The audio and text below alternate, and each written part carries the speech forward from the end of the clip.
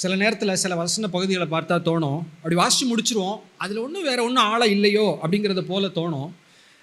நான் இன்றைக்கி என்ன செய்தி கொடுக்கணும்னு யோசிக்கும் போது இந்த சங்கீதம் ஞாபகம் வந்துச்சு. ஆல் நைட் ப்ரேயர், அந்த இரவு ஜெபத்தை குறித்த வார்த்தைகள்லாம் அங்கே இருக்குது. இதை பிரசங்கம் பண்ணணும் அப்படின்னு யோசிக்கிறேன். அப்படி ரீட் பண்ணி பார்க்குறேன், ஒன்றுமே இல்லாதது போல் இருந்துச்சு. 3 வசனம் இருக்குது, ஸ்தோத்திரியுங்கள், ஆசீர்வதிப்பார், வேறு ஒன்றும் இல்லையோ அப்படிங்கிறது போல் இருந்துச்சு. ஆனால் அதை இன்னும் கொஞ்சம் ஜெபம் பண்ணி அப்படி பார்த்தா அதில் புதையல்கள் இருக்கிறது. அல்லேலூயா. சரி, வாசிக்கிற எல்லாரும் கவனிங்க. சங்கீதம் 134 மேலே என்ன எழுதியிருக்கு? ஆரோகண சங்கீதம். ரைட். இதோ ராக்காலங்களில் கர்த்தருடைய ஆலயத்தில் நிற்கும் கர்த்தரின் ஊழியக்காரரே. ஆல் நைட் பிரேயர் சங்கீதமா இல்லையா இது? இதோ ராக்காலங்களில் இல்லை, கர்த்தருடைய ஆலயத்தில் நிற்கும் கர்த்தரின் ஊழியக்காரரே, நீங்கள் எல்லாரும் கர்த்தரை ஸ்தோத்திரியுங்கள். உங்கள் கைகளை பரிசுத்த ஸ்தலத்திற்கு நேராக எடுத்து கர்த்தரை ஸ்தோத்திரியுங்கள். வானத்தையும் பூமியும் உண்டாக்கின கர்த்தர் சியோனிலிருந்து உன்னை ஆசீர்வதிப்பாராக. அல்லேலூயா.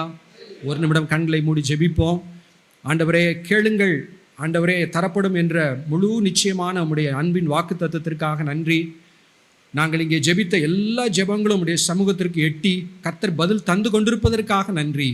தானியேல்கிட்ட நீங்கள் சொன்னீங்க, நீ வேண்டிக் கொள்ள ஆரம்பிக்கும் போதே பதில் வர ஆரம்பித்து விட்டது அப்படின்னு நீங்கள் சொன்னீங்க. ஆண்டவரே, எல்லாவற்றுக்கும் ஆண்டவரை பதில் கொடுக்க ஆரம்பிச்சிட்டிங்க. ஆண்டவரே, அதற்காக நன்றி செலுத்துகிறோம். எவ்வளோ பெரிய கிருபை ஆண்டவரே. ஆண்டவரே, இந்த இரவு வேளையிலே இந்த ராக்காலங்களில் கர்த்தருடைய ஆலயத்தில் நிற்கிற ஊழியக்காரரை குறித்து எழுதப்பட்டிருக்கிற இந்த சங்கீதம் எங்களுக்கு ஆசீர்வாதத்தை தரட்டும். இயேசுவின் நாமத்தில் ஜெபிக்கிறோம் நல்ல பிதாவே, ஆமேன். இது என்ன சங்கீதம்னு எழுதியிருக்கு? ஆரோகண சங்கீதம். அப்படின்னா என்னவா இருக்கும் அப்படின்னு கொஞ்சம் மண்டையை புளியணும். சரி, நமக்கு தெரில அப்படின்னு விட்டு போயிடக்கூடாது. எங்கேயாவது இதுக்கு அர்த்தம் இருக்கா, அதுக்கு என்ன இருக்குது அப்படின்னு என்ன செய்யணும்? பைபிளில் எதையுமே புரியலை, இது வேண்டியதில்லை, தெரியலை அப்படின்னு என்ன செய்ய வேண்டியதில்லை, விடக்கூடாது. ரைட்டா? சரி, சங்கீதங்களில் சில சங்கீதங்களில் இப்படி தலைப்புகளில் இந்த ஒரு வார்த்தை எழுதியிருக்கும். ஒருவேளை இங்கிலீஷ் பைபிளில் பார்த்தா சாம் ஆஃப் டிகிரீஸ் அப்படின்னு எழுதியிருக்கும். அசென்ட் அப்படின்னு ஒரு வார்த்தை பயன்படுத்தப்பட்டிருக்கும். அதில் ஒரு வார்த்தையை கவனிங்களேன். நம்ம மேக்ஸில் கோணங்கள் படித்த ஞாபகம் இருக்கா? Angles, acute angle, obtuse angle. தமிழில் என்ன சொல்லுவோம்? விரிகோணம், குறுகோணம். அந்த மாதிரிலாம் ஒரு கோணம் அப்படிங்கிற வார்த்தை ஞாபகம் வருதுல்ல? சரி, இந்த ஒரு வார்த்தைக்கு என்ன அர்த்தமாக இருக்கும் அப்படின்னு சொல்லி வேத வல்லுநர்கள் எழுதுகிறாங்க அப்படின்னு சொன்னால், இஸ்ரவேல் ஜனங்கள் எருசலேமுக்கு ஆலயத்திற்கு போகும்போது அந்த எருசலேம் அப்படி ஒரு சின்ன ஒரு ஹில், ஒரு மலை குன்றில் இருக்குது. சுமார் 2700 அடி உயரத்தில் இருக்கக்கூடிய ஒரு சிட்டி ஜெருசலேம். அங்கே ஆலயம் இருக்கிறது. இவங்க பல இடங்கள்லேருந்து தேடி வரும்போது இந்த சங்கீதங்களை எல்லாம் பாடிக்கொண்டே ஆண்டவரை துதித்து கொண்டு மகிழ்ச்சியோடு போகும்போது பாடக்கூடிய சங்கீதங்கள் அப்படின்னு சொல்லி இந்த ஆரோகண சங்கீதத்தை குறித்து சொல்லப்படுகிறது. அதாவது நான் சொன்னேன் இல்லையா, அது ஆங்கிள், அசென்ட், அதாவது அந்த மலைச்சரிவிலே ஏறும் பொழுது, அந்த கோணத்திலே ஏறும் பொழுது இல்லை, அங்கே பாடப்பட்ட சங்கீதங்கள் அப்படின்னு இதை குறித்து சொல்கிறாங்க. இன்னொரு வார்த்தையில் தேவனை தேடி தேவனை நெருங்குகிற, இன்றைக்கி ஒருவேளை பரலோகத்தில் இருக்கிற தேவனை நோக்கி நாம் இன்னும் நம்முடைய வாழ்க்கையிலே முதிர்ச்சி அடைந்து இன்னும் கொஞ்சம் நெருங்குகிறோம்ல, அதில் ஒருவேளை பாடக்கூடிய சங்கீதங்களாக இந்த சங்கீதங்களை என்ன செய்யலாம், நம்ம பார்க்கலாம். இன்னொரு வார்த்தையில் இந்த 134வது சங்கீதத்தை எப்படி பார்க்கலாம்னு சொன்னால், எ சாம் ஆஃப் அ மெச்சூர் பிலீவர், ஒரு முதிர்ச்சி அடைந்த ஒரு சீஷனுடைய சங்கீதம் அப்படின்னு சொல்லலாம். இது ஆரம்ப விசுவாசிகளுக்குள்ளது போல இருக்கும். இந்த சங்கீதம் யாரை குறித்து யாருக்கு சொல்லப்பட்டிருக்கு அப்படின்னு சொன்னால், தேவனை நெருங்கி அவரோடு நடக்கக்கூடிய, ஏனோக்கை போல இருக்கக்கூடிய அவருடைய பிள்ளைகளுக்கு சொல்லப்பட்ட ஒரு சங்கீதம். இதில் நம்ம என்ன கற்றுக்கொள்ளலாம் அப்படின்னு சொல்லி நம்ம கவனிக்கலாம். சரியா? சரி, முதல் வசனத்தை பார்ப்போம். இதோ ராக்காலங்களில் கர்த்தருடைய ஆலயத்தில் நிற்கும் கர்த்தரின் ஊழியக்காரரே அப்படின்னு சொல்லி எழுதியிருக்கு.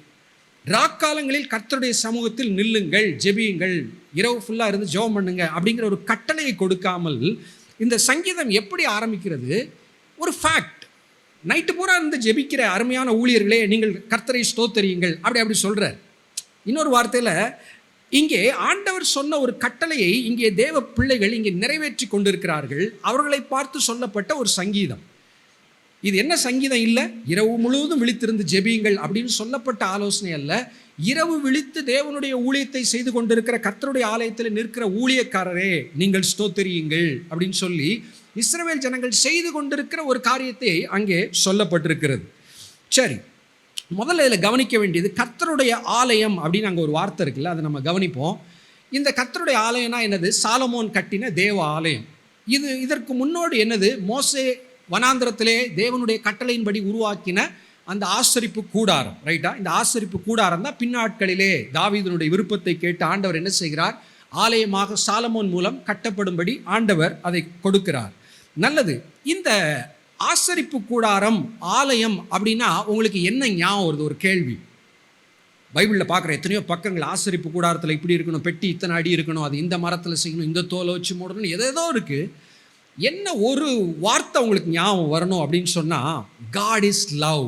தேவன் அன்பாகவே இருக்கிறார் என்று சொல்லப்பட்ட ஒரு வார்த்தை இந்த ஆலயமோ அல்லது ஆசரிப்பு கூடாரம் அப்படிங்கிற ஒரு கான்செப்ட் வரும்போது, விளக்கங்கள் வரும்போது, முதலாவது உங்களுடைய இருதயத்தில் வரக்கூடிய வார்த்தை என்னவா இருக்கும் தெரியுமா? தேவன் அன்பாகவே இருக்கிறார். எதற்காக இந்த ஆசரிப்பு கூடாரம் என்ற ஒரு அமைப்பை ஆண்டவர் கொடுக்கிறார்? எதற்காக இந்த ஆலயம் என்ற ஒன்றை தேவன் கொடுக்கிறார்? யாத்ராகமம் 29வது அதிகாரம் 45வது வசனத்தை வாசிக்கிறேன். யாத்ராகமம் 29:45. எதற்காக இந்த ஆசரிப்பு கூடாரத்தை உருவாக்க ஆண்டவர் சொன்னார் என்று அங்கே சொல்லுகிறார். இஸ்ரவேல் புத்திரரின் நடுவே நான் வாசம் பண்ணி அவர்களுக்கு தேவனாயிருப்பேன். இந்த வார்த்தைகளை பார்க்கும்போது நான் நினைக்கிறேன், என்னுடைய ஆரம்ப பைபிள் வாசிக்கும் போது சரி ஏதோ வாசம் பண்ணுவார், அவ்வளோதான் அதில் பார்க்க முடிஞ்சது. ஆனால் வேதத்தை வாசிக்க வாசிக்க இன்னும் அநேக பிரசங்கங்கள், தேவ மனிதனுடைய வார்த்தையை கேட்க கேட்க தான் நான் நடுவே வாசம் பண்ணி, எதுக்காகங்க சர்வத்தையும் படைத்த தேவன் ஒரு நாடோடியாய் திரிந்து கொண்டிருக்கிற ஒரு மக்கள் கூட்டத்தை பார்த்து, உங்கள் மத்தியில் வந்து I want to twelve among you, நான் வந்து உங்கள் மத்தியிலே வாசம் பண்ண வேண்டும், தங்க வேண்டும் என்று சொல்லுகிறாரே, இவர் எப்படிப்பட்ட ஒரு தேவன்? மனிதனை நேசிக்கிற ஒரு தேவன். ஆதாமோடு ஏவாளோடு பகலின் வேளையிலே குளிர்ச்சியிலே உலாவின தேவன். பாவத்தினால் மனிதன் விலகிவிட்டான். இந்த கூடாரத்தில் கொடுக்கப்பட்டிருக்கிற முறைமைகள் மூலமாக, பலிகளின் மூலமாக, இயேசு கிறிஸ்துவுக்கு அடையாளமாக இருக்கக்கூடிய இந்த ஒவ்வொரு அம்சங்களின் மூலமாக தேவன் மறுபடியும் மனிதனோடு வாசம் பண்ண அவர் வைத்திருக்கிற பெரிய அன்பின் திட்டம் தான் இந்த ஆசரிப்பு கூடாரம். அடுத்த முறை ஆசரிப்பு கூடாரத்தை பற்றி பக்கங்கள் யாத்ராகமத்தில் வருதா? ஒருவேளை அதை இனி நீங்கள் அதை என்ன செய்யாதீங்க, இது ஏதோ போர் அடிக்கிற ஃபேக்ட்ஸ் ஏதோ அப்படின்னு நீங்கள் பார்க்காதீங்க. அதில் என்ன புரியுதோ இல்லையோ, ஒவ்வொரு வசனமும் தேவனுடைய அன்பை இன்னும் நமக்கு காண்பிக்கிறது. என்னோடு வாசம் பண்ண விரும்புகிறார். எங்கள் வீட்டுக்கெலாம் நீங்கள் வருவீங்களா? சிலர் அப்படி கேட்பாங்க, எங்கள் வீட்டுக்கெலாம் நீங்கள் வருவீங்களா? அப்படியா? எங்கள் வீட்டில் வந்து டீ குடிப்பீங்களா? அப்படி பாருங்களேன். மனிதர்கள், சில பெரிய மனிதர்கள் தங்கள் வீட்டுக்கு வருவதை பெரிய பாக்கியமாய் நினைக்கிறார்கள். அவர் வந்துட்டாருப்பா, அவர் கூட எங்கள் வீட்டுக்கு வந்தார். பைபிளில் பார்க்கிற செய்தி என்ன? தேவன் உலகத்தை இவ்வளவாய் நேசித்தபடியால், உலகம்னா பூமி உருண்டை அவர் நீங்கள் நேசிச்சார் நினைச்சிடக்கூடாது, உங்களையும் என்னையும் அவர் நேசிக்கிறார். அந்த அன்பின் வெளிப்பாடு தான் இந்த ஆசரிப்பு கூடாரம். வாசம் பண்ணுவது ஒரு திட்டம். இன்னொன்று எதற்காக? அதற்கு அடுத்த மோசையின் அடுத்த புத்தகம் லேவியராகமம் 26வது அதிகாரத்தில் இன்னொரு ஒரு பாயிண்ட் ஆண்டவர் சொல்கிறார். அங்கே வாசம் பண்ண, உன் கூட தங்க அப்படின்னு ஒரு அர்த்தத்தில் சொல்லியிருக்கிறாரு. லேவியராகமம் 26:12 பார்த்தா, நான் உங்கள் நடுவிலே உலாவி உங்கள் தேவனாய் இருப்பேன். உலாவி, I will walk in the midst of you. ஆண்டவர் பார்த்தீங்கன்னா அங்கே ஏதேன் தோட்டத்தில் அங்கே ஹி வாக் வித் ஆடம், அங்கே உலாவினார் அப்படி பார்க்குறோம். இங்கே சொல்லுகிறார் இந்த ஆசரிப்பு கூடாரம், அதுக்கு முந்தின 11வது வசனத்தில் பார்த்தீங்கன்னா, உங்கள் நடுவில் என் வாசஸ்தலத்தை ஸ்தாபிப்பேன், என் ஆத்துமா உங்களை ஆரோசிப்பதில்லை. நம்முடைய சுபாவம் என்ன? பாவம், மனிதர்கள், பொல்லாங்கு, தீமை நமக்குள் இருக்கிறது. ஆனால் இந்த ஆசரிப்பு கூடாரம் என்கிற முறைமையின்படி அவர் நம்மை ஆரோசிப்பதில்லை, வெறுப்பதில்லை. மாறாக 12வது வசனம், நான் உங்கள் நடுவிலே உலாவி, 7 பொன் குத்து விளக்குகளின் மத்தியிலே உலாவுகிற இயேசு கிறிஸ்து.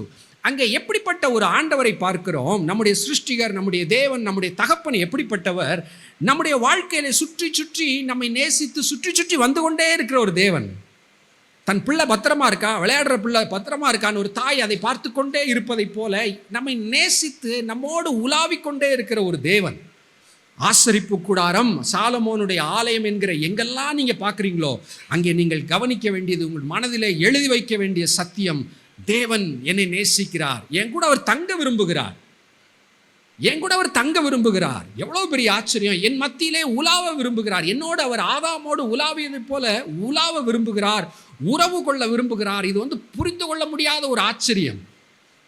அவருக்கு எதுவும் தேவையில்லை, நம்ம கொடுத்து அவருடைய குறைவு நிறைவாக போவதில்லை. ஆனால் நமக்கு புரியாத ஒரு பெரிய ஆச்சரியமான ஒரு அன்பு கிறிஸ்துவின் அன்பின் நீளம், அகலம், ஆழம், உயரம் என்று சொன்ன பெரிய அன்பின் அந்த ஒரு பகுதியை ஆராய்வதற்கு இந்த ஆசரிப்பு கூடாரம், இந்த சாலமோனுடைய ஆலயம், இதெல்லாம் தேவனுடைய அன்பை நமக்கு காண்பிக்கிறதா இருக்கிறது. இதனுடைய நிறைவு எங்க? இந்த ஆசரிப்பு கூடாரம், சாலமோனுடைய ஆலயம், இதெல்லாம் எதை குறித்து முன் குறிக்கிறது அப்படின்னு சொல்லும்போது, யோவான் 2வது அதிகாரத்தில் இயேசு கிறிஸ்து யூதர்களை பார்த்து சொல்லுகிறார், இந்த ஆலயத்தை இடித்து போடுங்க. 19வது வசனத்தில் சொல்றாரு, 3 நாளைக்குள்ளே இதை நான் எழுப்புவேன். யோவான் 2:19 அங்க ஆலயத்தின் முன்பு இருந்து ஆண்டவர் பேசுகிறார். ஆலயத்தை இடிங்க, நான் 3 நாளில் எழுப்புவேங்கிறாரு. அப்போ யூதர்களுக்கெல்லாம் கோபம் வந்துடுது. இதை கட்ட 46 வருஷம் சென்றதே, இதை நீ 3 நாளைக்குள்ளே எழுப்பிடுவீங்களா அப்படின்னு கோபமாக கேட்குறாங்க. 21 எழுதியிருக்கு, அவரோ தம்முடைய சரீரமாகிய ஆலயத்தை குறித்து பேசினார். சாலமோனுடைய ஆலயம் எதை குறிக்கிறது? இயேசு கிறிஸ்துவின் சரீரம். இயேசு கிறிஸ்து அங்கே அவர் சிலுவையிலே ஆணி அறையப்படுகிறார், அவருடைய விலா குத்தப்படுகிறது. அவருடைய ஜீவன் போகும்போது அங்கே என்ன நடக்கிறது? திரைச்சீலை நாளை மேலிருந்து கீழே கிழிந்ததாக எழுதப்பட்டிருக்கிறது. ஒருவேளை பிரதான ஆசாரியன் மட்டும் வருஷத்துக்கு ஒரு முறை பயத்தோடு ஆட்டுக்குட்டியின் ரத்தத்தோடு உள்ளே போக வேண்டும். பாரம்பரியங்கள் சொல்லுகிறது என்ன? ஒருவேளை அவர் தேவனோடு ஒப்புரவாகாமல் சரியில்லாமல் போனால் அங்கே போய் செத்துவிட வாய்ப்பு இருக்கிறது. அதனால காலில் கயரெல்லாம் கட்டி வச்சிருப்பாங்க அப்படின்னு பாரம்பரியங்கள் சொல்லுகிறது. திடீர்னு மணி சத்தம் கேட்கலையா, அவர் ட்ரெஸ்ல உள்ளது போச்சு, செத்து போயிட்டார், அங்கே போய் ஏதோ அவரை வெளியே இழுக்கணும், நம்ம போய் செத்து போயிடக்கூடாது என்று சொல்லி அப்படிலாம் சொல்லப்படுகிறது. அப்படிப்பட்ட பரிசுத்தம் உள்ள தேவன் அங்கே இயேசு கிறிஸ்துவின் மூலமாக அவருடைய சரீரம் கிழிக்கப்பட்டதினாலே அவரோடு ஒரு நெருங்கிய ஒரு உறவிலே நாம் இருக்கும்படி, தேவனுடைய பிள்ளைகளாய் மாறும்படி, தேவனுடைய ஆலயமாய் மாறும்படி பெரிய ஒரு மகிமையை வைத்திருக்கிறார். அதுதான் இந்த ஆலயம், ஆசரிப்பு கூடாரம் என்பவைகள் நமக்கு காண்பிக்கிறது. அல்லேலூயா. இப்படிப்பட்ட ஒரு இடத்துல தான் யாரை நம்ம பார்க்குறோம்? நைட் ப்ரேயர் நடக்கிற ஒரு இடத்த நம்ம என்ன செய்கிறோம்? 134வது சங்கீதத்தில் 3 வசனங்கள் அடங்கிய அழகான அந்த சின்ன ஒரு இதில் கர்த்தருடைய ஆலயத்தில் நிற்கும் கர்த்தரின் ஊழியக்காரரேன்னு சொல்லும்போது, மனிதனும் தேவனும் உலாவதற்கு அங்கே ஒரு பாலம் போல இணைக்கிற ஒரு அமைப்பாக இருந்த அந்த ஆலயத்திலே அது நடக்கிறத நம்ம பார்க்கிறோம். அப்போ கர்த்தருடைய ஆலயம்னு வரும் பார்க்கும்போது அது ஏதோ ஒரு போர் அடிக்கிற கான்செப்ட், பழைய ஏற்பாடு, புரியாதது அப்படின்னு இனி நீங்கள் பார்க்காதீங்க. தேவனுடைய அன்பு என்று அதை புரிந்து கொள்ளுங்கள், ஜெபத்தோடு புரிந்து கொள்ள முயற்சியுங்கள். கிறிஸ்துவின் மகிமையை இன்னும் அங்கே நீங்கள் காண்பீர்கள். இதோ ராக்காலங்களிலே கர்த்தருடைய ஆலயத்தில் நிற்கும் கர்த்தரின் ஊழியக்காரரே. இப்போ கேள்வி, எதற்காக ராக்காலங்களிலே இந்த ஊழியக்காரர்கள் நிற்கிறாங்க? பகல் டியூட்டிக்கு வேலைக்கு போயிட்டாங்க, அதனால் நைட்டு தான் அவங்க சர்ச்சுக்கு வர முடிஞ்சு ஆலயத்திற்கு. இவங்க யார் அப்படின்னு ஒருவேளை கேள்வி கேட்டால், லேவியராகமம் 6வது அதிகாரத்தில் சர்வாங்க தகன பலியை குறித்து ஆண்டவர் ஒரு திட்டத்தை கொடுக்கிறார். என்னென்ன செய்யணும், ஒவ்வொரு பலிகளுக்கும் ஒரு மெத்தட் வச்சிருப்பார். இப்படி தான் இந்த பலி கொடுக்கணும், இது வடக்கு புறத்தில் இது வைக்கணும், அப்படி ஒவ்வொன்றுக்கும் ஒரு டெக்னிக்கலாக ஒரு ஸ்பெசிஃபிக்காக ஆண்டவர் வைத்திருப்பார். ஒவ்வொன்றுக்கும் அநேக ஆவிக்குரிய அர்த்தங்கள் உண்டு. அதில் ஒன்று லேவியர் 6வது அதிகாரம் எடுத்துக்கோங்க, வசனம் 8 கவனிச்சா, பின்னும் கர்த்தர் மோசேயை நோக்கி 9, நீ ஆரோனுக்கும் அவர் குமாரருக்கும் கற்பிக்க வேண்டிய சர்வாங்க தகன பலிக்குரிய பிரமாணம் என்னவென்றால், பிரமாணம்னா என்னது? It's written. நீ விரும்பினா விரும்பாட்டிலாம் கிடையாது. பிரமாணம் என்னவென்றால், த லா, சர்வாங்க தகன பலியானது ரா முழுவதும் விடியக்காலம் மட்டும் பலிபீடத்தின் மேல் எரிய வேண்டும், பலிபீடத்தின் மேல் உள்ள அக்கினி எரிந்து கொண்டே இருக்க வேண்டும். சர்வாங்க தகன பலி பலிகளிலே மிக முக்கியமான ஒரு பலி. பழைய ஏற்பாட்டில் பார்த்தீங்கன்னா சில இடத்துல தேவ ஜனங்கள் யுத்தத்துக்கு போவாங்க, தோற்று போயிடுவாங்க. ஆண்டவர் போகும்பாரு, சொன்னபடி போவாங்க, தோற்றுருவாங்க. இப்படிலாம் நியாயாதிபதிகளில் ஒன்று எழுதியிருக்கும். அங்கே கடைசியாக சக்ஸஸ் எங்கே கிடைக்கும்னா, தகன பலிகளை செலுத்தி அழுது உபவாசித்துன்னு இருக்கும். அப்போ அந்த தகன பலிகள் தான் மனிதனையும் தேவனையும் இணைக்கக்கூடிய ஒரு மிக முக்கியமான ஒரு பலி. இது இல்லாவிட்டால் மனிதன் பரிசுத்த தேவனுடைய சந்நிதியிலே செத்து போய் விடுவான். அப்போ இந்த முக்கியமான பலியை குறித்து சொல்லும்போது, இது பகலில் மட்டும் அங்கே எரியக்கூடாதுப்பா, என்ன செய்யணும்? ரா முழுவதும் விடியக்காலம் மட்டும் பலிபீடத்தின் மேல் எரிய வேண்டும். அது கீழே வந்தீங்கன்னா 12வது வசனத்தில் எழுதியிருக்கு, பலிபீடத்தின் மேல் இருக்கிற அக்கினி அவியாமல் எரிந்து கொண்டிருக்க வேண்டும், ஆசாரியன் காலை தோறும். அவங்க முதல்ல பார்த்தது ராத்திரி, நைட் ஆகுதா, விறகுகள்லாம் வச்சு கரெக்டாக அந்த பலிகளை வைக்கணுப்பான்னு சொல்கிறாரு. 12ல் காலை தோறும் அதன் மேல் எரியும்படி கட்டைகளை போட்டு அப்படின்னு சொல்லி எழுதியிருக்கு. 13ல் மறுபடியும் பலிபீடத்தின் மேல் அக்கினி எப்பொழுதும் எரிந்து கொண்டிருக்க வேண்டும், அது ஒரு பொழுதும் அவிந்து போகலாகாது. அப்போ அந்த ஆசரிப்பு கூடாரமோ அல்லது அதுக்கு பின் நாட்களிலே கட்டப்பட்ட சாலமோனுடைய ஆலயமோ, அதில் உள்ள முக்கியமான ஒரு ஃபங்க்ஷன் என்ன? அது ஏதோ காலையில் ஒரு 9 மணிக்கு திறந்துட்டு சாயந்தரம் 6 மணிக்கு மூடக்கூடிய ஒரு ஆலயம் கிடையாது. 24 hours 365 நாட்களும் வருடம் முழுவதும் இருக்கக்கூடிய ஒரு அமைப்பு, மனிதனையும் தேவனையும் இணைக்கக்கூடிய இடம். அதில் இந்த சர்வாங்க தகன பலி முக்கியமானது. அதில் ஆண்டவர் சொல்கிறார், அது நைட்டு எரிஞ்சிக்கிட்டே இருக்கணும், நீ விட்டுறக்கூடாது, அது பகல்ல நினச்சிடாத. அப்போ எதற்காக இந்த சங்கீதம் 34 ஒரு கூட்ட ஊழியக்காரர்கள் அங்கே ஆலயத்தில் நின்று கொண்டு இருக்கிறார்கள்? It's not a special programme, ஒரு ஸ்பெஷல் ஒரு அன்னைக்கு ஒரு விசேஷ ஜெபம், அப்படி அல்ல. அது எப்பொழுதுமே இருக்க வேண்டும். அந்த லேவியராக புஸ்தகம் யாத்ராமத்திலாம் பார்த்தீங்கன்னா ஊழியர்கள் வரும்போது 100 கணக்கில் அங்கே எடுப்பாங்க. அப்போ டீமாக பிரித்து சில மணி நேரங்கள் ஒவ்வொருத்தங்களுக்கு ஒரு வேலை. சிலர் இந்த பலிகளை இது பண்ணணும், சிலர் க்ளீன் பண்ணணும், சிலர் ஒதுக்கணும், நிறைய டியூட்டி இருக்கும். பார்த்தீங்கன்னா ஜனங்கள் எல்லாம் ஆண்டவரை தேடி வந்து பலிகளை கொடுக்க ஆரம்பித்து வந்தாங்கன்னா ஊழியருடைய எண்ணிக்கையே காணாது. அவ்வளோ வேலைகள் உள்ள ஒரு இடம். அதில் ஒரு குறிப்பிட்டவங்க என்ன செஞ்சுருக்கிறாங்க, ஒரு டர்ன் போட்டு நைட்டு வந்திருக்கிறாங்க. லூக்கா 1ஆவது அதிகாரம் எடுக்க வேண்டாம். அங்கே சகரியாவை பார்த்தா அவருக்கு அந்த முறைமையின்படி அந்த ஒரு குறிப்பிட்ட காலத்தில் சீட்டு போடுறாங்க. அவருக்கு அந்த ஊழியம் செய்யக்கூடிய ஒரு பீரியட் வந்துச்சு, ஒரு டைம் வந்துச்சு அப்படின்னு எழுதியிருக்கும். அதே போல தான் இங்கே ஒரு கூட்டம், அங்கே இந்த லேவியர் ஆகமத்திலே சொல்லப்பட்ட பிரமாணம், லா, அதன்படி நிற்கிற கூட்டத்தை தான் அங்கே நம்ம பார்க்கிறோம். இன்னைக்கு வரும்போது இது எப்படி நிறைவேறுகிறது? இயேசு கிறிஸ்து நமக்காக இரவும் பகலும் பிதாவுக்கு முன்பாக வேண்டுதல் செய்து கொண்டே இருக்கிறார். அல்லேலூயா. நம்மை காக்கிற தேவன், அவர் தூங்குவதும் இல்லை, லைட்டாக கூட தூங்குறது கிடையாது. மிஸ் பண்ணிடுவாரோ, மறந்துடுவாரோ, இல்லவே இல்லை. ஒரு விசுவாசியாகிய நமக்கு அடிக்கடி வரக்கூடிய சந்தேகம் என்ன தெரியுமா? தேவன் என்னை மறந்து விட்டாரோ, கைவிட்டாரோ, ஏன் ஆண்டவரே தூர நிற்கிறீர்? சங்கீதக்காரருக்கு வரக்கூடிய கேள்விகள் அதெல்லாம் வரதான் செய்யும். ஆனால் இந்த வசனங்களை பார்க்கிறோம், இல்லை. எப்படி இரவும் பகலும் அங்கே தகன பலி எரிந்து கொண்டே இருந்து தேவனையும் மனிதனையும் இணைத்ததோ, அதே போல இன்றைக்கு இயேசு கிறிஸ்து நம்மை பிதாவோடு இணைத்து கொண்டே இருக்கிறார். அவருடைய அன்பை விட்டு எதுவுமே நம்மை பிரிக்க முடியாது. அல்லேலூயா. சரி, அந்த சங்கீதம் 134 மறுபடியும் எடுத்துக்கிடுவோம். இது ஒரு ஆக்காலங்களிலே கர்த்தருடைய ஆலயத்திலும் நிற்கும் கர்த்தரின் ஊழியக்காரர். இப்போ நான் சொல்லிட்டேன், இது நைட் ப்ரேயர் பண்ணுங்கப்பா, நைட்டு போய் ஊழியர் செய்யுங்கப்பான்னு ஆலோசனை சொல்லவில்லை. நின்று கொண்டு அதை செய்து கொண்டிருந்த தேவ ஜனங்களை பார்த்து சொல்லப்பட்ட இந்த சங்கீதத்தினுடைய நோக்கம் என்ன? கர்த்தரை ஸ்தோத்தரியுங்கள். இந்த சங்கீதத்துடைய ஃபோக்கஸே என்னது? நைட்டு பூரா நின்று ஆண்டவர் சொன்ன வேலையை நல்லா செஞ்சுக்கிட்டு இருக்கிற அருமையான லேவிய சகோதரர்களே, நீங்கள் கர்த்தரை ஸ்தோத்தரியுங்கள். உங்கள் கைகளை பரிசுத்த ஸ்தலத்துக்கு நேராக எடுத்து கர்த்தரை ஸ்தோத்தரியுங்கள். 2 முறை சொல்லப்பட்டிருக்கு, கர்த்தரை ஸ்தோத்தரியுங்கள், அவரை ஆராதியுங்கள், அவரை துதியுங்கள், அவருக்கு நன்றி சொல்லுங்கள் என்கிற ஒரு எக்ஸார்டேஷன், ஒரு ஆலோசனை இங்கே சொல்லப்படுகிறது. இதுதான் இந்த சங்கீதத்தினுடைய மையம். புதிய ஏற்பாட்டில் பார்க்குறோம், எல்லாவற்றிலும் ஸ்தோத்திரம் செய்யுங்கள், பி தேங்க்ஃபுல். இது ஒரு அடிக்கடி யோசிச்சு ரொம்ப சிம்பிளானது தான். தண்ணி குடித்தா ஸ்தோத்திரம் பண்ணணும், சாப்பிட்றதுக்கு முன்னாடி ஜெபம் பண்ணணும் அப்படிங்கிறோம். இதனுடைய முக்கியத்துவத்தை நாம் புரிந்து கொள்ள வேண்டும். வாழ்க்கையை எப்பொழுது நமக்கு கிடைக்கக்கூடிய ஒவ்வொரு வினாடி, ஒவ்வொரு நிமிஷமும் தேவன் எனக்கு கொடுத்த கிஃப்ட் அப்படின்னு நம்ம உணர்ந்தோன்னா எல்லாவற்றுக்காக நம்ம நன்றி சொல்லுவோம். வாழ்க்கையில் சில நேரத்தில் ஒரு பெரிய கஷ்டம் வருது, அதுலேருந்து நமக்கு விடுதலை கிடைக்குது, அதில் நம்ம நன்றி சொல்கிறோம், நல்லது தான். மெச்சூரிட்டி, வளர்ச்சினா என்னது? அந்த ஒரு பெரிய பிரச்சனையிலேருந்து என்னை காத்தார், அது மட்டும் வாழ்க்கையின் சாட்சி அல்ல. முன்னாடி ஒரு சம்பவம் படித்தீங்க, ஒரு சர்ச்சில் நிறைய பேர் சாட்சி சொல்கிறாங்க, இந்த வாரத்தில் இப்படி ஒரு ஆக்சிடென்ட் ஆக போச்சு, ஆண்டவர் என்னை காத்தார், இந்த இதிலேருந்து என்னை காத்தார், பயங்கர பிரச்சனையிலேருந்து காத்தார்னு சொல்லி சாட்சிகள்லாம் சொல்கிறாங்க. ஒரு நபர் சொல்கிற சாட்சி என்னன்னா, இந்த வாரம் எனக்கு ஒரு பிரச்சனை இல்லை, இதான் சாட்சிங்கிறாரு. அல்லேலூயா. பிரச்சனை விடுதலை ஆகிறது ஒரு சாட்சி, பிரச்சனையே வராமல் நார்மல் லைஃப், அது பெரிய ஒரு சாட்சி. அப்போ வாழ்க்கை ஒவ்வொரு தருணங்களும் அவருக்குள் நாம் பிழைக்கிறோம், அவருக்குள் நாம் வாழ்கிறோம் அப்படின்னு சொல்லும்போது 100% அவரால் தான் எல்லாம் செய்கிறோம். கர்த்தர் கட்டாவிட்டால் கட்டுகிறவன் கட்டுவது பிரயாசம் விருதா. அப்போ நம்ம வாழ்க்கையில் செய்யக்கூடிய ஒவ்வொன்றும் ஒரு சாதாரண விஷயம், அது வாய்க்குதா, நல்லா இருக்கா, கர்த்தர் அதை செய்கிறார்.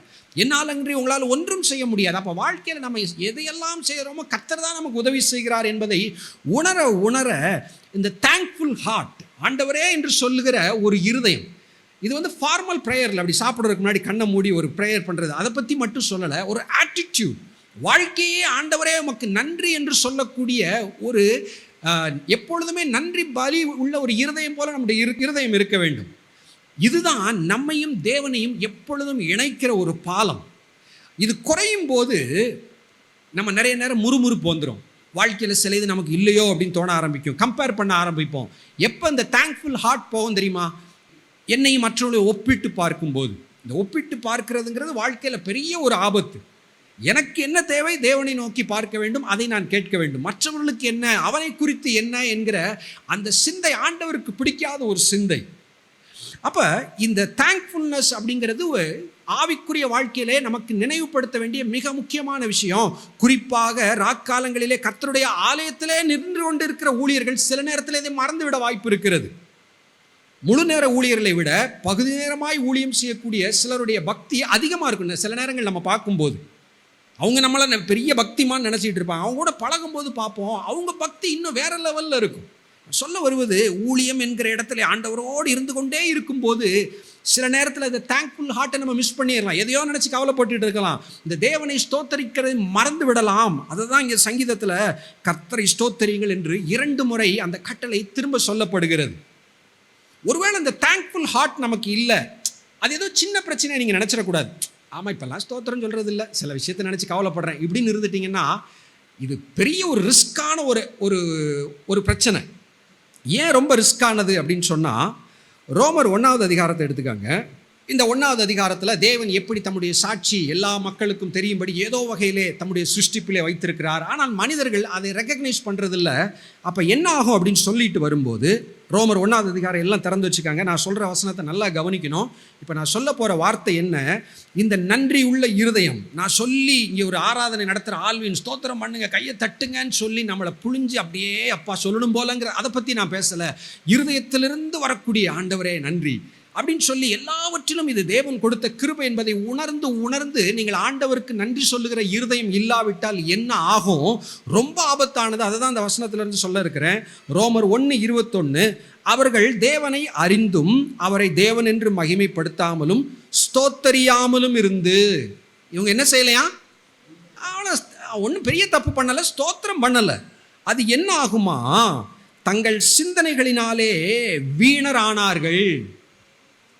மனிதர்கள் தேவனை அறியாமல் அவருக்கு மகிமையை செலுத்தாமல் நன்றி சொல்லாமல் இருக்கும்போது வீணராகிறார்கள். உணர்வில்லாத அவருடைய இருதயம் இருளடைந்தது. இருள், அது பிசாசுக்கு வரவேற்க இடம் கொடுக்கிற ஒரு சூழ்நிலை. எபேசியர் நிருபத்தில் பார்க்கிறோம், பிசாசுக்கு இடம் கொடாதிருங்கள். நன்றி சொல்லாத ஒரு இருதயம் நமக்குள் இருக்கும்போது ஒரு இருள் வந்து விடுகிறது. அங்கே பிசாசுக்கு இடம் கொடுக்கக்கூடிய ஒரு சூழ்நிலை வருகிறது. பிசாசு பிடிச்சிடாது. we won't be possessed by the evil spirit. ஏதோ ஒரு இடம் கிடைத்து விடுகிறது. எப்போ நம்ம தேங்க் பண்ண மாட்டோம்? முறுமுறுப்புகள், கசப்புகள் வரும்போது அந்த தேங்க்ஃபுல்னஸ், ஸ்தோத்திரம் பண்ணுவது குறைந்து விடும். பிசாசுக்கு ஒரு இடம் கொடுக்குறோம், குற்றப்படுத்துறதுக்கு ஒரு இடம் கொடுக்குறோம். ஏதோ வகையில் நெருங்கி விடுகிறான். அதை சீக்கிரமாய் சரிப்படுத்தாவிட்டால் கொஞ்சம் கொஞ்சமாய் அவனுடைய ஆளுகைகளை நம்ம வந்துவிட வாய்ப்பு இருக்கிறது. யூதாஸை குறித்து எழுதியிருக்கோம். முதல்ல பிசாசு யூதாஸுடைய இருதயத்தில் இப்படிப்பட்ட சிந்தனை போட்டான் அப்படிங்கிற மாதிரி வார்த்தை இருக்கும். முடிவு எப்படி இருக்குன்னா, சாத்தான் அவனுக்குள் புகுந்தான்னு இருக்கும். எடுத்தவுடனே புகுந்துட முடியாது. கொஞ்சம் கொஞ்சமாக அந்த ப்ரொசஸ் பண்ணுறது. நல்ல ஊழியை செஞ்சுட்டு இருக்கிறார், எங்கேயோ மிஸ் பண்ணி விடுகிறார். ஒரு இடத்த வாங்கணும்னு முடிவு பண்ணிடுறார். பின்மாற்றம் எங்கே வரும்? நமக்கு ஆண்டவர் வைத்திருக்கிற எல்லைக்கு மேலே ஒரு திட்டங்கள் வைக்கும்போது. யூதாஸுடைய திட்டம் என்ன? எங்கே எழுதியிருக்கு? எழுதலை, திட்டத்தை குறித்து எழுதலை. அந்த படத்தை வச்சு என்ன செய்தார்? ஒரு நிலத்தை வாங்கினான்னு எழுதியிருக்கு. முடிவு பண்ணிட்டாரு, சொந்த பேரில் ஒரு இடம் இருந்தால் தான் உலகத்தில் நிம்மதியாக இருக்க முடியும். ரிட்டையர் ஆன பிறகு இல்லாட்டி நம்மளை எங்கேயாவது போட்டுருவாங்க ஏதோ நினச்சி அவர் பயந்துட்டார். ஒரு சொத்து இருக்கணும் நம்ம பேரில். எங்கேயோ அவர் மிஸ் பண்ணி கொஞ்சம் கொஞ்சமாக இருதயத்தை கடினப்படுத்தி பிசாசுக்கு இடம் கொடுத்து கொஞ்சம் கொஞ்சமாய் கொடுத்து சாத்தான் இருதயத்தை நிரப்பக்கூடிய ஒரு சூழ்நிலை வந்து விட்டது. யாரை குறித்து பேசி கொண்டிருக்கிறோம்? இயேசு கிறிஸ்துவோடு 3 வருஷம் இருந்தவர். இயேசு கிறிஸ்துவோடு கூட இருந்து அவர் செய்த அற்புத அடையாளங்கள் எல்லாம் மற்ற 11 பேரோடு செய்த ஒரு மனிதனை குறித்து பேசுகிறோம். சாத்தான் அவனை நிரப்பினான் என்று எழுதியிருக்கிறது. அதனுடைய ஆரம்பம் என்ன? இடம் கொடுக்கிறது. இருதயம் இருளடைந்தது. 22வது வசனம், அவர்கள் தங்களை ஞானிகள் என்று சொல்லியும் பைத்தியக்காரராகி. தேவனை விட்டு பிரிய எனக்கு பெரிய ஞானின்னு எனக்கு தோண ஆரம்பிச்சிடும். இந்த யூடியூப் ரைட்டிங்ஸ் புக்ஸ்லாம் பார்த்தீங்கன்னா, கடவுள் இல்லை அப்படின்னு பேசக்கூடியவங்களாம் பார்த்தீங்கன்னா பெரிய மண்டையா, பெரிய அறிவாளி மாதிரியே தங்களை நினச்சிட்டு இருப்பாங்க. ரொம்ப தெரியும் கடவுளை நம்புறவங்களாம் படுமுட்டாள். நான் எவ்வளோ ஞானின்று சொல்லி அவங்கள என்ன நினைப்பாங்களாம்? தங்களை ஞானிகள் என்று சொல்லி. ஒரு உண்மையான தேவனுடைய மனிதன் தன்னை ஞானின்லாம் சொல்ல மாட்டான். நீதிமொழிகள் 30 பார்த்தாங்க. நீதிமொழிகள் எழுதினவர் சொல்லுவார், நான் மனுஷரில் எல்லாரிலும் நான் மூடன். அந்த வார்த்தை கவனிச்சிருக்கிறீங்களா? நீதிமொழிகள் 30 2 எழுதியிருக்கு, மனுஷர் எல்லாரிலும் நான் மூடன், மனுஷருக்கு ஏற்ற புத்தி எனக்கு இல்லை. யாருப்பா? ஒரு ஒரு ஒரு ஒரு மடையை எழுதின நீதிமொழிகள் அதிகாரம் அப்படின்னு நீங்கள் நினச்சிடக்கூடாது. பெரிய ஒரு தேவ மனிதன் தன்னை தேவனுக்கு முன்பாக வைத்து பார்க்கும்போது ஞானின்னு ஒருத்தனை தன்னை சொல்லவே முடியாது. சாலமோனை ஞானி என்று மற்றவர்கள் சொல்லினார்கள். சாலமோன் தேவனோடு இருக்கும்போது தன்னை ஒரு ஞானின்லாம் அவருக்கு பட்டம் பேர் வச்சுக்கல. ஞானி சாலமோன்லாம் அவர் போர்டு போட்டிருக்க மாட்டார். மனுஷர் எல்லாரிலும் நான் மூடன், மனுஷனுக்கு ஏற்ற புத்தி எனக்கு இல்லை. அதுக்கு அடுத்த வசனத்தெல்லாம் பார்த்தீங்கன்னா அவருக்கு இருக்கிற அந்த அண்டர்ஸ்டாண்டிங், தேவனோடு அவர் குமாரனுடைய நாமம் என்ன அப்படின்லாம் 4வது வசனத்தில் இருக்கும். பெரிய வெளிப்பாடு உள்ள மனிதன், வரப்போகிற இயேசு கிறிஸ்துவை குறித்து வெளிப்பாடு உள்ள ஒரு மனிதன். அவர் பேர் என்ன? முதல் வசனத்தில் எழுதியிருக்கு, யாக்கேயின் குமாரனாகிய ஆகூர் என்னும் புருஷன் ஈத்தியலுக்கு வசனித்து. யார் எழுதுனதுனே தெரியல. ஈத்தியல் ஊகாலுக்கு உரைத்த உபதேசம் யாருன்னே தெரியல. இது யாரோ ஒருத்தர், ஒரு நல்ல மனுஷன், தேவனை குறித்து அறிந்து நீதிமொழிகளிலே இந்த அதிகாரத்தை எழுத பயன்படுத்தப்பட்ட மனிதன் தன்னை குறித்து சொல்வது, மனுஷருக்கேற்ற புத்தி எனக்கு இல்லை. இதுதான் கரெக்ட் கன்ஃபெஷன். எப்போ ஒரு மனுஷன் நான் பெரிய ஆள், எனக்கு அறிவு இருக்குது, எனக்கு ஞானம் இருக்குன்னு சொல்லிட்டானோ போச்சு, எங்கேயோ மிஸ் ஆகிட்டான்னு அர்த்தம். ரோமர் 1:21 ஸ்தோத்திரம் பண்ணாவிட்டால், அந்த தேங்க்ஃபுல் ஹார்ட் இல்லாவிட்டால் இருதயத்தை இருள் மூடிக்கொள்ளுகிறது. ஞானி என்று என்னை நினைத்து கொள்ளக்கூடிய ஒரு பரிதாபமான சோதனை வருகிறது. ஆண்டவர் என்னை பார்த்து சொல்லுகிறார், பைத்தியக்காரராகி என்று சொல்லுகிறார். ஞானிகள் என்று சொல்லியும் பைத்தியக்காரராகி அழிவில்லாத தேவனுடைய இதை மாற்றுறாங்க அப்படின்லாம் எழுதியிருக்கு. இதனுடைய ரிசல்ட் என்ன ஆகும்? நான் சொன்னேன், இந்த தேங்க் பண்ணாமல் இருக்கிறது ரொம்ப ரிஸ்க்குன்னு சொன்னேன். எந்த அளவுக்கு ரிஸ்கா? 24 எழுதியிருக்கு, இது நிமித்தம். எது நிமித்தம்? ஸ்தோத்தரியாமல் இருந்தது நிமித்தம் தங்கள் இருதயத்தில் உள்ள இச்சைகளினாலே ஒருவரோடு ஒரு சரீரங்களை அவமானப்படுத்தத்தக்கதாக தேவன் அவர்களை அசுத்தத்திற்கு ஒப்பு கொடுத்தார். அது என்ன அசுத்தம்? 26 இன்னும் தெளிவாக இருக்கு. இது நிமித்தம் தேவன் அவர்களை இழிவான இச்சையவர்களுக்கு ஒப்பு கொடுத்தார். அந்தபடி அவருடைய பெண்கள் சுபாவ அனுபவத்து சுபாவத்துக்கு விரோதமாக அனுபவமாய் மாற்றினார்கள். அப்படியே ஆண்களும் பெண்களை சுபாவப்படி அனுபவியாமல் ஒருவர் மேல் ஒருவர் விரகதாபத்தினால் பொங்கி ஆணோடு ஆண் அவலட்சணமானதை நடப்பித்து. பாருங்களேன், ஒரு அருவருப்பான ஒரு பாவத்தை அதனுடைய ஆர்ஜின் எங்கே என்று சொல்லி இருக்கிறது. ஆண்டவர் அக்னாலஜ் பண்ணாமல், அவர் நல்லவர், அவர் எனக்கு இதை கொடுத்திருக்கிறார் என்பதை மனிதன் மறக்கும் போது அவனுடைய இருதயம் இருளினால் மூடுகிறது. அதில் சொல்லப்பட்ட வார்த்தை, தேவன் அவர்களை ஒப்பு கொடுத்தாருன்னு இருக்கு. அது படித்தா எப்படி இருக்குன்னா, தள்ளி விட்டார் போல, போ அந்த பாவத்தில் உழு அப்படின்னு தள்ளி விட்டது போகிறக்கு. தள்ளிலாம் விடலை. நம்ம சுபாவம் எப்படின்னா, இந்த சின்ன பிள்ளைகள் விளையாடுற சறுக்கு இருக்கும், அதில் பந்தை மேலே வச்சா என்ன ஆகும்? கீழே வரும். பந்தை அப்படி பிடிச்சிட்டே இருந்தால் நிற்கும், எடுத்துட்டா என்ன ஆகும்? விழுந்துடும். நீங்களும் நானும் பெரிய தப்பு செய்யாமல் ஓரளவுக்கு இன்னைக்கு நல்லா இருக்கமா? காரணம் என்ன தெரியுமா? தேவன் நம்மை ஒப்பு கொடுக்கவில்லை, அப்படி பிடிச்சி வச்சுட்டு இருக்கார். படுபயங்கரமான தப்பு செய்கிற சுபாவங்கள்லாம் எனக்குள்ளே இருக்குது, ஆனால் தேவன் இப்படி பிடிச்சி வச்சுக்கிறார். ஆனால் கடினமாகி இருளுக்கு ஒப்பு கொடுத்து என்னை ஞானின்னு சொல்லிட்டு இருந்தால் அப்படி கையை எடுத்துருவார், நான் போய் உள்ளே விழுந்துருவேன். புரியுதா? பாவம் செய்ய அவர் தூண்டுவதில்லை, பாவம் செய்ய துடித்து கொண்டிருக்கிற மனிதனுடைய இருதயத்தை அவர் பாதுகாக்கிறார். ஒவ்வொருத்தருக்கு ஏதோ ஒரு பாதுகாப்பை வைக்கிறார். உலகத்தில் இருக்கிற மனிதர்களுக்கு பார்க்குற எத்தனையோ பிரச்சனை, ஆக்சிடென்ட், என்னென்னமோலாம் நடக்குது. நிறைய பேருக்கு பர்பஸே புரியாது. பவுல் சொல்லுகிறார், எதுக்காக மனிதர்கள் அங்கங்கே ஒவ்வொரு நாட்டிலே வைக்கிறார், ஒரு குறிப்பிட்ட காலத்தில் வைக்கிறார், அவங்களுக்கு பிரச்சனை பாடுகளோட ஏன் உலகத்தில் இருக்கிறாங்க.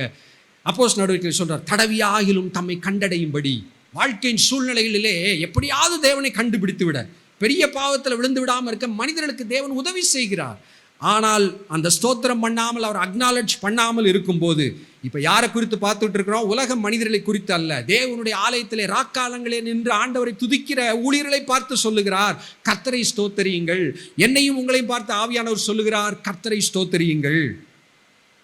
அதை மறந்துடாத. இந்த தேங்க்ஃபுல் ஹார்ட் ஒன்றை விட்டு போயிடாம, கசப்புகள், பொறாமைகள், சோர்வுகள் ஒப்பிட்டு பார்த்து நீ உன்னை ஏதோ ஒன்றிலே இருளுக்கு இடம் கொடுத்து விடாதே அப்படின்னு சொல்லி ஆண்டவர் எச்சரிக்கிறார். இந்த தேங்க்ஃபுல் ஹார்ட் இல்லாத எவ்வளோ ரிஸ்க்குன்னு சொல்லி என்ன செய்கிறோம் நம்ம பார்க்குறோம். இதனால தான் அந்த எச்சரிக்கையை அங்கே ஆண்டவர் வைத்திருக்கிறார். நீங்கள் எல்லாரும் கர்த்தரை ஸ்தோத்திரியுங்கள். 134:2 உங்கள் கைகளை பரிசுத்த ஸ்தலத்திற்கு நேராக எடுத்து கர்த்தரை ஸ்தோத்திரியுங்கள். கவனிக்கணும், இது நீங்கள் உங்கள் கைகளை அப்படின்னு சொல்லும்போது அது ஏதோ சும்மா கையை அப்படி நீட்டணும் போல அப்படி நினச்சிடக்கூடாது. ஏன் அப்படி சொல்லியிருக்கு? கைகளை நேராக பரிசுத்த ஸ்தலத்திற்கு நீட்டின்னு இருக்கு, அதனுடைய அர்த்தம் என்ன அப்படின்னு சொல்லி அப்படி பைபிளில் உள்ள வார்த்தைகளை பார்க்கணும். வேற எங்கேயாவது இந்த கைகள் இருக்கிறதா? பவுல் 1 தீமோத்தேயு 2 சொல்கிறாரு. என்ன சொல்கிறாரு? எல்லாரும் என்ன செய்யணும்? கைகளை உயர்த்தி அந்த ஜெபிக்கிறதுல அந்த கான்டெக்ட்லையும் சொல்லுகிறார். கைகளை உயர்த்தி என்ன செய்யணும்? 2:8 ஆமாம் ஜெபம் பண்ண வேண்டும் அப்படின்னு சொல்லியிருக்கு. அப்போ 2 கான்ட்ராஸ்ட் பண்ணியிருக்கு. அந்த கைகளை இன்னொரு இடத்துல சங்கீதத்தில் பார்த்தா கைகளை சுத்திகரிக்கணும் அப்படின்னு ஒன்று எழுதியிருக்கும். அப்போ இந்த இடத்துல சொல்கிற தர்க்கம், கோபம் இதெல்லாம் இருந்தால் என் கை அசுத்தமாக இருக்கிறது என்று ஆய்விடும். அப்போ அந்த அசுத்தம் இல்லாமல் என்னை பரிசுத்தப்படுத்தி தேவனுடைய கிருபையினாலே இயேசு கிறிஸ்துவின் இரத்தத்தினாலே பரிசுத்தப்படுத்தி நம்முடைய கைகளை உயர்த்த வேண்டும். கைகளை உயர்த்துறது அப்படிங்கிற கான்செப்ட் அதனுடைய முக்கியத்துவம் என்ன அப்படின்னா, இயேசு கிறிஸ்துவுடைய ப்ரேயர் பார்த்தீங்கன்னா பைபிளில் ஒரு யூனிக் ஒரு கேரக்டர் இருக்கும், தனிப்பட்ட ஒரு தனித்துவம் இருக்கும். அவர் கண்களை வானத்துக்கு நேராக ஏறெடுத்து அப்படின்னு ஒரு வார்த்தை இருக்கும். இயேசு கிறிஸ்து எப்படி ஜெபம் பண்ணுவார்? நம்ம பொதுவாக எப்படி ஜெபம் பண்ணுறோம்? எல்லாரும் தலைகளை தாழ்த்தி கண்களை மூடி. ஓகே, இது ஒரு மெத்தட். இயேசு கிறிஸ்து எப்படி ஜெபிக்கிறார்?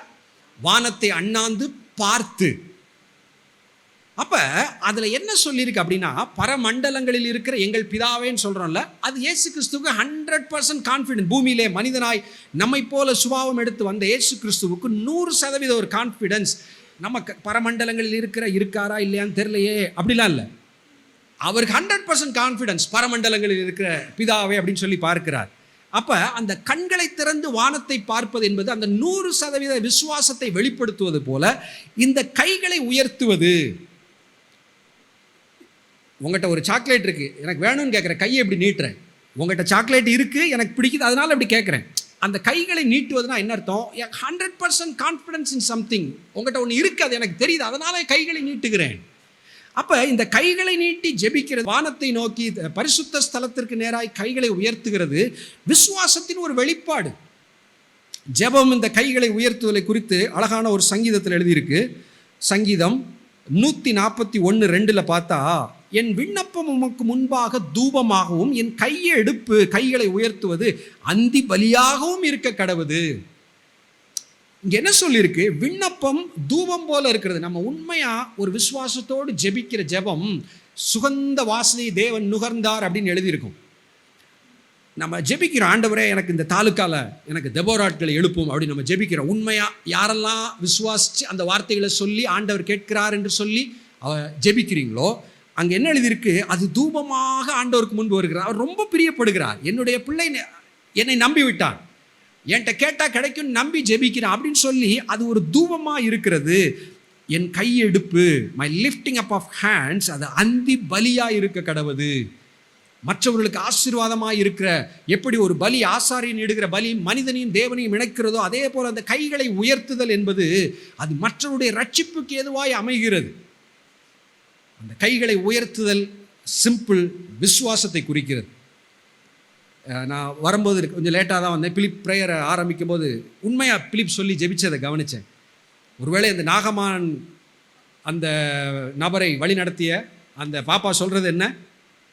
தீர்க்கதரிசியில் போனால் நலமாக இருக்குமே. பிலிப் சொல்லி ஜெபம் பண்ணாப்புல, ஆண்டவரே அப்படிப்பட்ட விசுவாசங்களுக்கு நிறைய நேரம் இல்லாமல் போயிடுதே. விவரமானவங்க இப்படிலாம் நம்ம வெளியே சொல்ல மாட்டோம், விசுவாசம் இருக்கிற மாதிரியே காட்டிக்கிடுவோம். பிலிப் நல்லவர். எல்லாருக்கும் வர்ற சந்தேகங்கள் வருது, ஆண்டவர்கிட்ட சொல்லி இப்படி தான் ஜெபிக்கணும். ஆண்டவர் ஜெபத்தை கேட்பாரான்னு சந்தேகம் வருதா? உங்கள் ப்ரேயர் எப்படி தெரியுமா இருக்கணும்? ஆண்டவரே ஸ்தோத்திரம், நீங்கள் ஜெபத்தை கேட்பீங்கிற நம்பிக்கையே நான் இல்லாமல் இப்போ வந்திருக்கேன் அப்படி சொல்லி ஜெபிக்கணும். அதுதான் அப்படி அவரையும் நம்ம இணைக்கும். அங்கே போய் 1000 ஸ்தோத்திர பலிலாம் சொல்லி அவரை ஏமாற்ற வேண்டியதில்லை. சொல்லணும், எனக்கு என்னமோ நீங்கள் கேட்பீங்களானே ஒரு டவுட்டாக இருக்குது, அப்படியே ஆரம்பிக்கணும். அப்படியே நம்ம ஆண்டவர் நம்முடைய இருதயத்தை வசனத்தை கொண்டு பேசுவார், விசுவாசத்தை பலப்படுத்துவார். விசுவாசத்தை துவங்குகிறவரும் முடிக்கிறவர். அப்போ அவருக்குள்ள ஒரு கேரக்டர் இருக்குது. அப்படியே அந்த விசுவாசத்தை இயேசு கிறிஸ்து நமக்குள்ள புதுப்பித்து கொண்டே இருக்கிறார். லூக்கா 18:8 அந்த விசுவாசம் அது எப்படி குறைவுபட வாய்ப்பு இருக்கிறது அப்படிங்கிற ஒரு எச்சரிக்கையை கொடுக்கிறார் ஆண்டவர். லூக்கா 18:7 அப்படியே தம்மை நோக்கி இரவும் பகலும் கூப்பிடுகிற ப்ரேயர் அப்படிங்கிற இதற்கு விளக்கக்கூடிய ஒரு ஓமையிலே கான்டெக்ஸ்டில் 8 சொல்கிறாரு, சீக்கிரத்திலே அவர்களுக்கு நியாயம் செய்வார்னு உங்களுக்கு சொல்லுகிறேன், ஆகிலும் மனுஷகுமாரன் வரும்போது பூமியிலே விசுவாசத்தை காண்பாரோ. இதை வாசிக்கும் போது என்ன தெரியுமா உங்களுக்கு தோணணும்? ஓஹோ, அவர் வரும்போது நிறைய விசுவாசமே குறைஞ்சு போயிடும் போல அப்படின்னு சொல்லி என்னுடைய விசுவாசத்தை புதுப்பித்து கொள்ள வேண்டும். எப்படி அந்த பிலிப் ஆண்டவர்கிட்ட கன்ஃபஸ் பண்ணி ஜெபிச்சாங்க பாருங்க, ஆண்டவரை விசுவாசம் எங்களுக்கு குறையுதே, ஆண்டவரை எங்களுக்கு புதுப்பீங்கன்னு சொல்லி கேட்கறது போல நம்ம கேட்கணும். இப்படிப்பட்ட வசனங்கள்லாம் நமக்கு எச்சரிக்கை. ஓஹோ, அவர் வரும்போது விசுவாசம் குறைஞ்சிரும், அப்போ ஏன் விசுவாசம் குறைஞ்சிராதபடி நான் ஜாக்கிரதையாக இருக்கணும். விசுவாசத்தை எங்கே புதுப்பிக்கிறது? வேத வசனத்தின் கேள்வினால் வரும், பைபிள் வாசிக்கிறதுனால வரும் அப்படிங்கிறதெல்லாம் வச்சு நம்ம இன்னும் கேர்ஃபுல்லாக இருக்கணும். சங்கீதம் 134:2 நமக்கு சொல்லுவது என்ன? அந்த கைகளை உயர்த்துதல் என்று வரும்போது விசுவாசத்தை அங்கே ஆண்டவர் நினைவுபடுத்துகிறார். சங்கீதம் 134 அதனுடைய ஃபோக்கஸ் என்ன? கர்த்தரை ஸ்தோத்தரியுங்கள். அவருக்கு நன்றி சொல்லுகிற, அவரோடு உறவாடுகிற ஜெபம், ஸ்தோத்திரம், ஆராதனை என்பதை ஊழியக்காரனே நைட்டு ஃபுல்லாக நின்று ஹார்ட் ஒர்க் பண்ணிகிட்டு இருக்கிற, சொன்னபடி கரெக்டாக பலிகள் எல்லாம் வச்சு, விறகு கட்டையில் வச்சு, அந்த ஆடு மாடுகள் எல்லாம் வச்சு சரியாய் தகன பலிகள் எல்லாம் செய்து கொண்டிருக்கிறாய், நல்லது. உன் ஆத்துமாவை குறித்து நீ கவலையற்று இருந்து விடாதே. நீ ஆண்டவரோடு உனக்கும் அவருக்குள்ள உறவை புதுப்பித்துக்கொள், கர்த்தரை ஸ்தோத்தரி. நீ அப்படி ஸ்தோத்தரித்து விட்டால், அவருக்கும் உனக்கும் உறவு சரியாய் இருந்து விட்டால், 3வது வசனம் ஆண்டவர் வாக்குத்தத்தமாக எழுதியிருக்கிறார். உங்களுக்கும் எனக்கும் இன்று நைட் ப்ரேயரில் வந்திருக்கிற, கலந்து கொண்டிருக்கிற ஒவ்வொருக்கும் உள்ள வாக்குத்தத்தம் 3வது வசனம், வானத்தையும் பூமியை உண்டாக்கின கர்த்தர் சீயோனிலிருந்து உன்னை ஆசீர்வதிப்பாராக. கர்த்தர் உன்னை ஆசீர்வதிப்பாராக, இதுவே போதும். ஆனால் அந்த வார்த்தையை கவனிச்சிங்கன்னு சொன்னால், வானத்தையும் பூமியும் உண்டாக்கின கர்த்தர், இதெல்லாம் ஈஸியாக வாசிச்சுட்டு போயிடக்கூடாது. அப்படி யோசிச்சு பார்க்கணும். வானம் பூமி, இந்த அளவை யோசிச்சு பார்க்கணும். இங்கேருந்து விருதுநருக்கு நடந்து போனால் நடந்து போயிட மாட்டோம், எப்போ எவ்வளோ தூரம் அப்படிங்கிறோம் இல்லை? இந்த பூமி எவ்வளவு பெரியது! பூமிக்கும் இருக்கிறதுலே க்ளோசஸ்ட் ஸ்டார் சூரியன், அதுக்கும் இதுக்கு எத்தனையோ கோடி கிலோமீட்டர் தூரம் இருக்குது. இதுபோல கோடிக்கணக்கான நட்சத்திரங்கள், கோடி கோடி ஒளி ஆண்டுகள் தூரத்தில் இருக்கிற ஒரு பெரிய ஒரு உலகம். ஒரு சின்ன பூவை பார்த்தாலும் அதை மைக்ரோஸ்கோப்பில் பார்த்தா அவ்வளவு அற்புதமாய் தேவன் சிருஷ்டித்து இருக்கிறார். படைப்பை அதை கண்டு ரசிப்பது ஒரு கிறிஸ்தவ வாழ்க்கையிலே ஒரு மையமாக இருக்க வேண்டும். காட்டு புஷ்பங்கள் வளர்கிறதை கவனித்து பாருங்கள். இயேசு கிறிஸ்து அப்படி நேச்சரை ரசிச்சிருக்கிறார். அப்படி பூக்களை சாதாரண அப்படி கீழே இருக்கிற யாருமே அனைவரும் திரும்பி பார்த்துருக்க மாட்டாங்க. அந்த பூக்களெல்லாம் எடுத்து அப்படி காமிக்கிறார் ஆண்டவர். நான் முன்னாடி என் செல்ஃபோனில் ஒரு சிலர்கிட்ட நம்ம கேம்பஸில் ஒரு பூ காமிச்சேன் ஃபோட்டோ. ஏப்பா இவ்வளோ பெரிய பூ எங்கே இருக்குது, இவ்வளோ அழகாக இருக்குது, உன் காலு கீழே பாரு, இங்கேயா இருக்குது. ஆமாம், அது இந்த கேமராவில் கொஞ்சம் பெருசாக்குறதுனால தெரியுது. நான் சொல்கிறது, அந்த பியூட்டி, அழகுங்கிறது எங்கெங்கேயோ ஆண்டவர் வைத்திருக்கிறார்.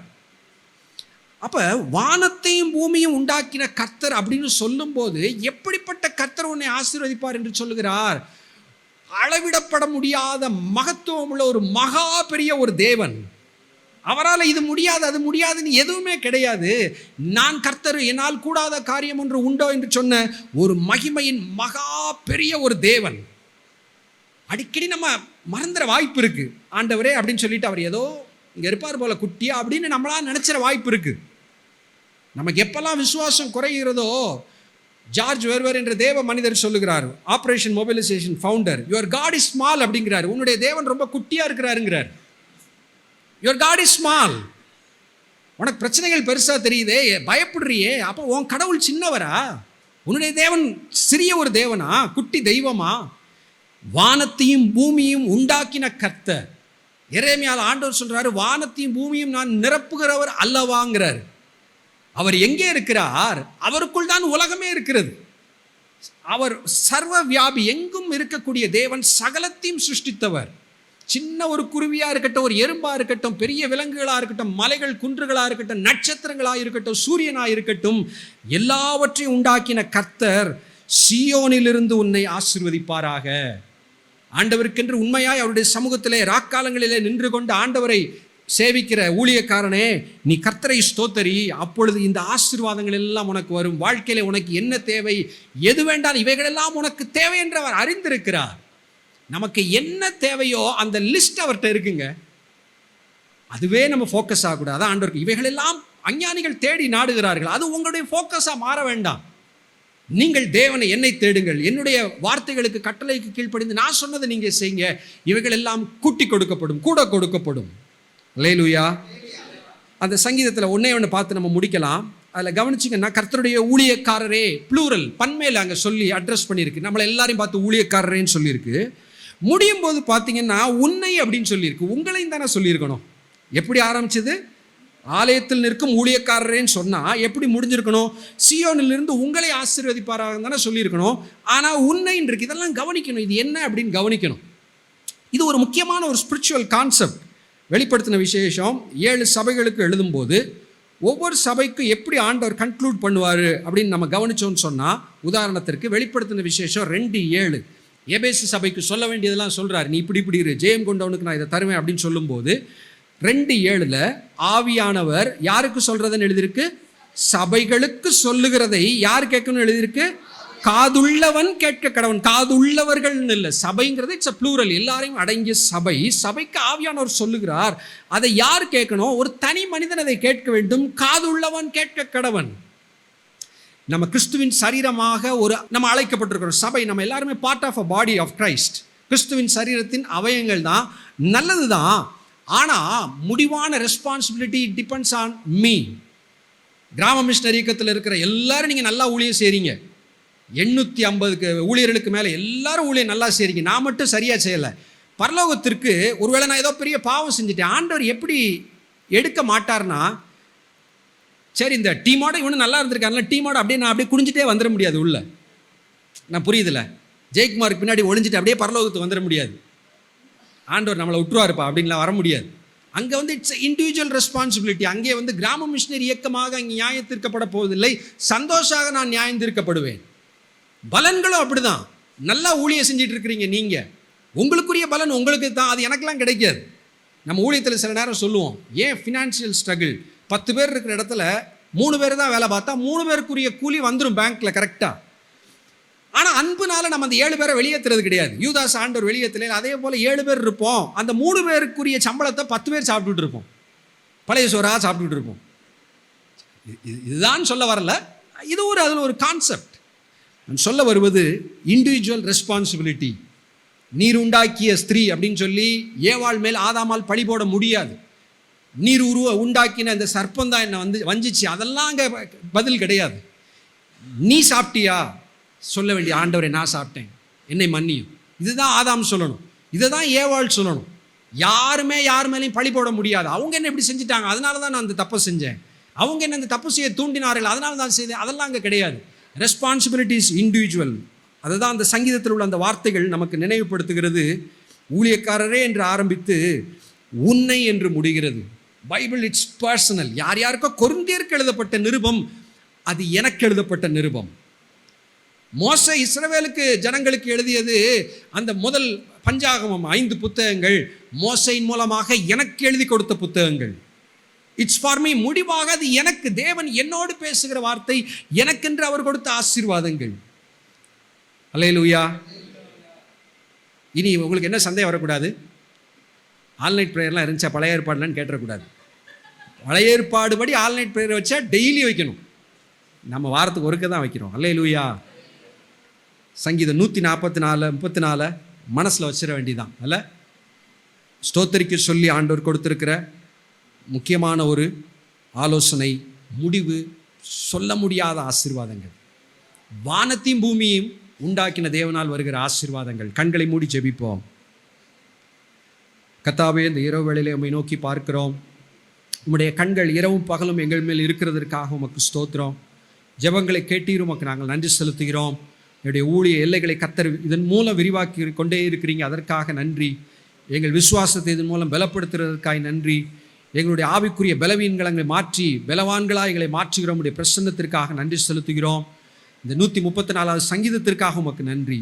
ஆரோகண சங்கீதமாக ஆண்டவரே, பரம எருசலேமை நோக்கி வந்து கொண்டிருக்கிற நாங்கள் பாட வேண்டிய ஒரு சங்கீதம் ஆண்டவரே. இதில் எங்களுக்கு சொல்லப்பட்ட ஆலோசனைகளுக்காக நன்றி. ஆலோசனைகளுக்கு கீழ்ப்படுகிறவர்களுக்கு கொடுக்கப்படுகிற மகிமையான வானத்தையும் பூமியும் உண்டாக்கின தேவனால் வருகிற ஆசீர்வாதங்களுக்காக உமக்கு நன்றி. இந்த வார்த்தையின்படி இங்கே வந்திருக்கிற ஒவ்வொருவரையும், இந்த ஜெபத்தில் எங்களோடு ஆண்டவரே ஆன்லைனில் கலந்து கொண்டிருக்கிற ஒவ்வொருவரோடும் கூட வானத்தையும் பூமியும் உண்டாக்கின கர்த்தரால் வரும் ஆசீர்வாதங்கள் வருவதாக. இவைகளெல்லாம் உங்களுக்கு தேவை என்று பரமபிதா அறிந்திருக்கிறார் என்று எழுதியிருக்கிறதே.